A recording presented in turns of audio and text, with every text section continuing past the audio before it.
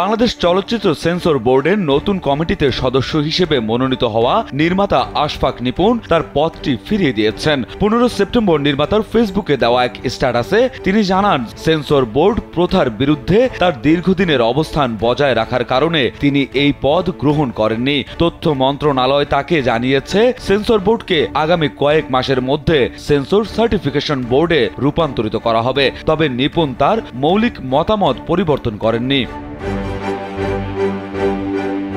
Sensor বোর্ডের নতুন committee ঘোষণা করা হয় তথ্য ও সম্প্রচার মন্ত্রণালয়ের উপসচিব সাইফুল ইসলামের স্বাক্ষরিত প্রজ্ঞাপনের মাধ্যমে।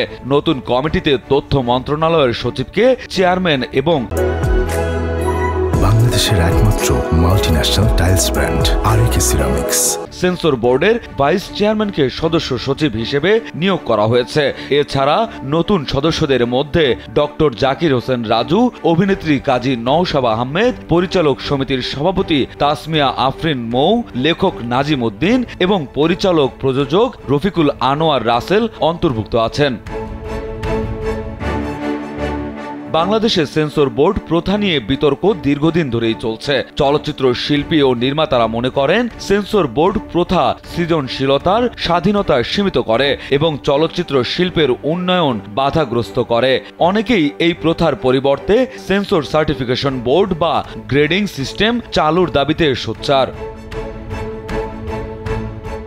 ওই ফেসবুক পোস্টে আশফাক নিপুণ তার পদ ফেরত দিয়ে সেন্সর বোর্ড প্রথার পরিবর্তনের পক্ষে তার অবস্থান পুনর্ব্যক্ত করেছেন। তিনি নবগঠিত সেন্সর বোর্ডের বাকি সদস্যদের দ্রুত পরিবর্তনের জন্য শুভকামনা জানিয়েছেন, যা চলচ্চিত্র শিল্পের সৃজনশীলতা ও উন্নয়নকে এগিয়ে নিয়ে যাবে। নির্মাতা লেখেন, সেন্সর বোর্ড আগামী কয়েক মাসের ভেতরে সেন্সর সার্টিফিকেশন বোর্ডে রূপান্তরিত হবে বলে আমাকে জানিয়েছেন তথ্য মন্ত্রণালয়। আমি আজীবন চলচ্চিত্রে বা শিল্পের সেন্সর বোর্ড প্রথার বিরুদ্ধে।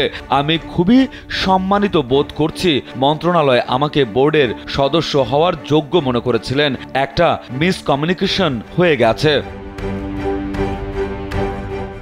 কেন নির্মাতা এই পদ গ্রহণ করেননি সে কথা উল্লেখ করে তিনি লেখেন, আমি এই বোর্ডের অফিসিয়াল সদস্য পদ গ্রহণ করিনি, বিনয়ের সাথে ফিরিয়ে দিয়েছি। তথ্য মন্ত্রণালয়ের সঙ্গে এই ব্যাপারে আমার কথা হয়ে গেছে।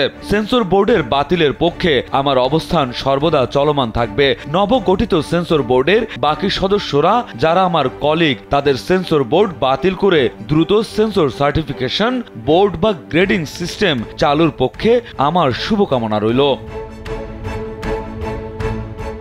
রাজু আহমেদ, কালবেলা।